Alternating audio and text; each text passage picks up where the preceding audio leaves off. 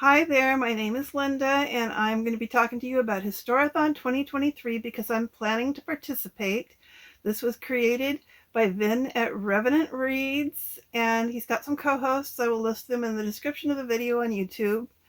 And so he has divided the year into 4 different time periods. Well, first, January through March, we'll be reading books about prehistory through the year 500.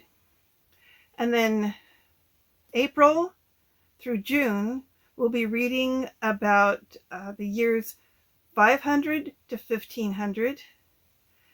And then from July to September, we're going to read the years 1500 to 1820.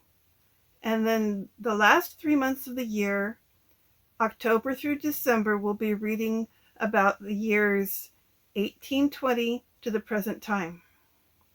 So this is for people who like to read nonfiction history books, and I'm not a historian of any kind or a professional or anything like that. I am just a person that likes to read history nonfiction. And I've chosen some books for these time periods. So the first time period, prehistory to the year 500, I thought, what better time to read that book I've been hanging on to for so long. It's called The Lost Continent of Mu by James Churchward. Now, people don't know for certain that this is true history. It is a mystery. And I'm giving the author the benefit of the doubt. I'm going to read his book. I'm going to see what I think of it. I'm going to be doing a lot of background research on the things that he tells me about so much as I can. I'm keeping notes on one of my blogs, and I will link that in the description of the video in case you want to see my notes for what they're worth. And I've only just started. This is January 1st that I'm recording this, and so I don't have very many notes yet, but it will be ongoing during the time that I'm reading this book. And the reason I needed to read it is because I wrote a series of 4 novels that have never been published.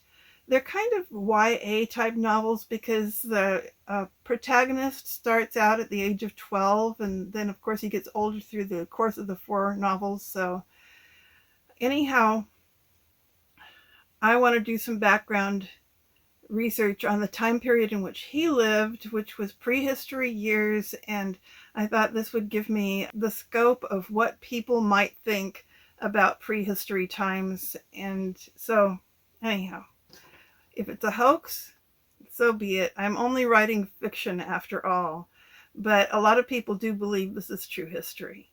So I'll see what I think after I read the book. And so the second book that I have planned for the prehistory years is one that I saw on Amazon. It was a free Kindle book, which, the price is right if it's free. And it's called The Prehistoric World or Vanished Races. I thought that might be interesting too. Hopefully I'll have time for it during the first 3 months of this year. So the next time period, starting in April, May, and June, we'll be reading about the years 500 to 1500, and that encompasses the Middle Ages and things that happened before the Middle Ages.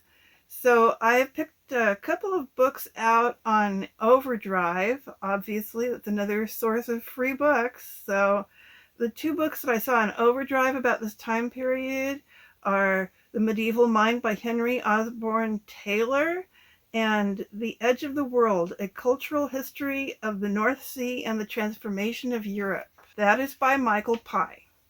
So the next time period that we have is July through September. We'll be reading about the years 1500 to 1820. And I have a very special book picked out for this time period. It is the Journal of George Fox. He was the founder of the Quakers, and he lived in England at the time, and one of my ancestors, at least one of my ancestors, was a Quaker who knew him at that time period, and I'd like to read what he had to say about the Quakers. I am not a Quaker. I've actually done a little research on Quakers, and I'm really not into what they believe. In part, there's always good in every religion, I guess, that you can pick out, but for the whole religion, I'm not a Quaker. but I want to know more about George Fox and what was happening during that time period, which would be in the late 1600s and in England.